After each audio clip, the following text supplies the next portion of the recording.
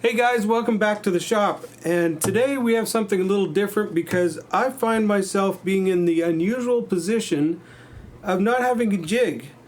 I need to cut these channels here, and there's an easy way to do it. I could take the CNC and have it cut out this little curve and then a straight area across here and just double stick a block in there so I could route this side, but that would only work for this guitar. And I'd have to do it on any body style that I ever made, like a dreadnought or OM. So I don't want to do that. I want to make a jig that is adjustable. So I'm going to show you guys my thought process on what I go through when I make a jig. And after that, with any woodworking project you have, you'd be able to figure out any kind of jig that you might need. So if you need to make a jig to take thingamabobs out of a doohickey, then you can make a thingamabob doohickey remover jig. So after watching this, you may not know what you're doing, but you'll know exactly how to do it. The first thing you have to do is identify your problem, and this is the problem we have here. We don't have any surface area to balance this on. Neither, doesn't matter which direction that we go, we can't get the router to sit stable and give us a nice clean cut. So I need to make something that will give me a surface area to ride on. Now once you know what your problem is that you're trying to solve, then you have to start looking at different options. Now this curvature is already in the CNC program, so I could cut out a bunch of little blocks that had this curve on the back, and then they were straight on the top, and just double sticky it into place. But I don't want to have to do that, because that means anytime I change guitar bodies, like from a 07 or a 3/4 size like this to a dreadnought or an OM, I have to make new blocks. I'd rather just make one jig that I can move to all the different body styles, so that's not a very good option for me. My second option would be to make something that's adjustable, like a little swinging platform, so you could do both cuts with the same jig. And that's always good in a guitar shop, because you're always dealing with different size guitars from 3/4 size all the way up to dreadnoughts, and it's better to have one jig that can cover all the body styles than to make multiple different jigs for different guitars. That's the style of jig I'm going to build. Now the third thing that you have to keep in mind is there any design limits based on your machinery? For example, this router is what I plan on using with this jig, and this is the router bit that I want to use with this jig. But as you can see, I've already got it sticking out as far as it can possibly go. So I have kind of a maximum cut that I can be making. So that means my platform for my jig can't be 3 inches thick. This bit would never reach the guitar. So I have to make a platform that's narrow enough that will work with this bit. And if we look at it, we've got roughly a 1/2 inch. That's about the maximum depth of cut I can make. The problem is, binding is about 1/4 inch thick, so I don't have a lot of room to work with. I would like to make this so I can cut up to, say, 300 thou or even 325, because if you ever add purfling strips, you're going to need to cut more than 250. Now the other thing I need to figure out is I typically like to use 3/4 inch plywood whenever possible, but if I put a 3/4 inch piece of plywood so that it's roughly at 90 degrees to this angle, or to this side over here, that's going to have the bit sticking way too high, because 3/4 inch, I only have a 1/2 inch to play with. My bit is going to come up 1/4 inch short. So I need to find a way to push this down.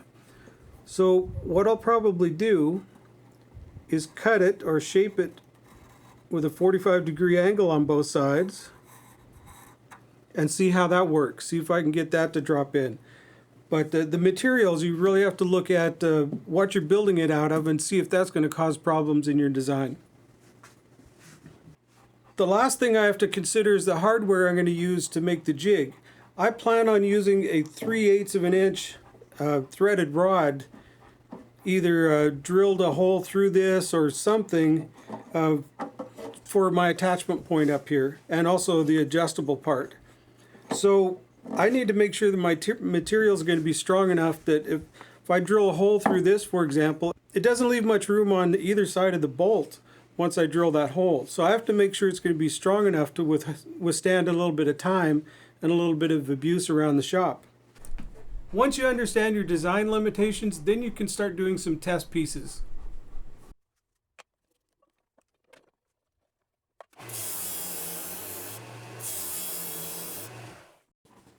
Now that the test piece is cut out, I want to see how well this is going to work.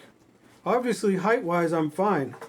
I'll be able to set this on a flat surface here and easily get more than 1/4 of an inch.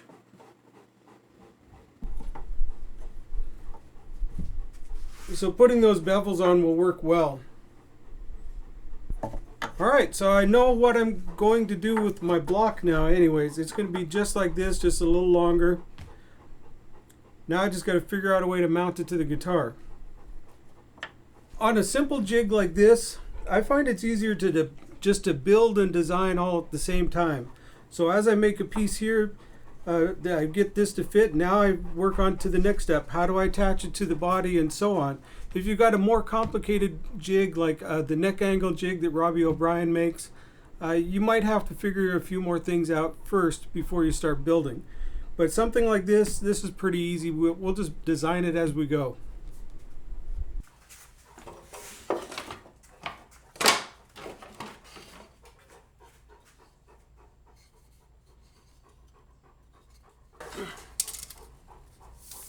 Good. I wanted something about 6 inches long, and this is 5 7/8, 5 15/16 even. So that'll work perfect. Our little test piece is about 2.5 inches wide, and that worked out pretty good. So I think I'm going to make it this 2.5 inches wide.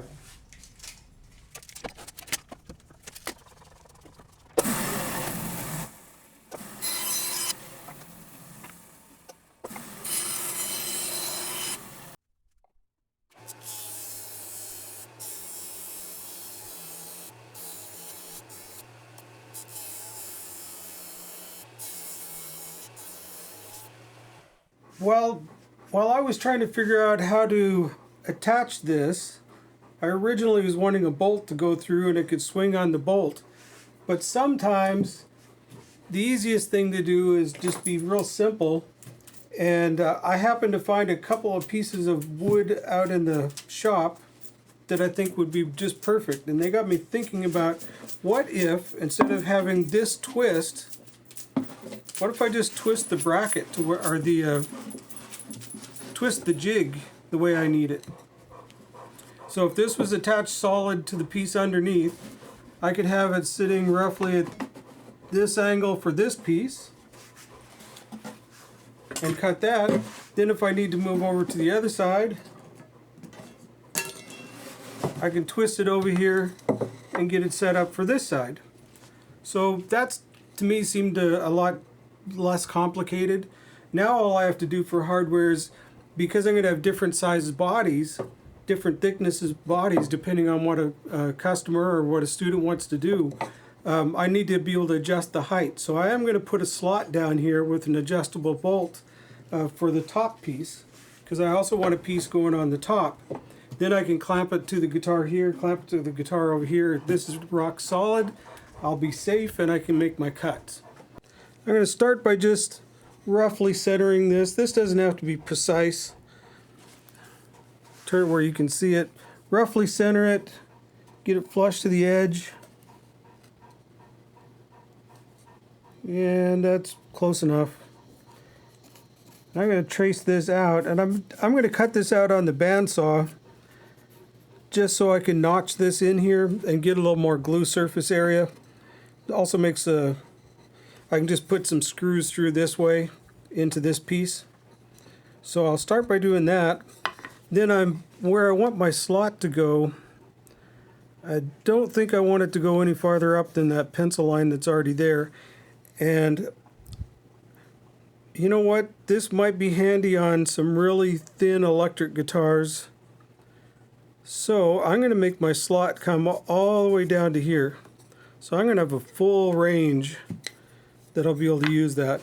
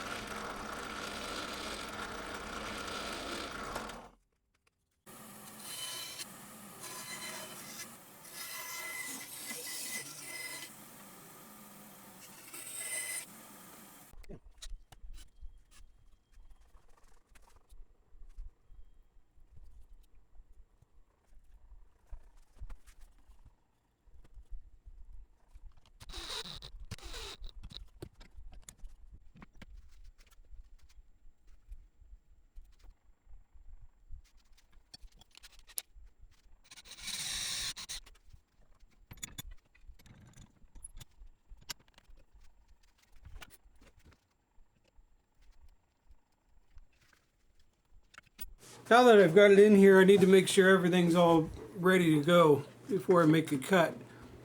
And if I hold things right here, I've got it pretty square to the body.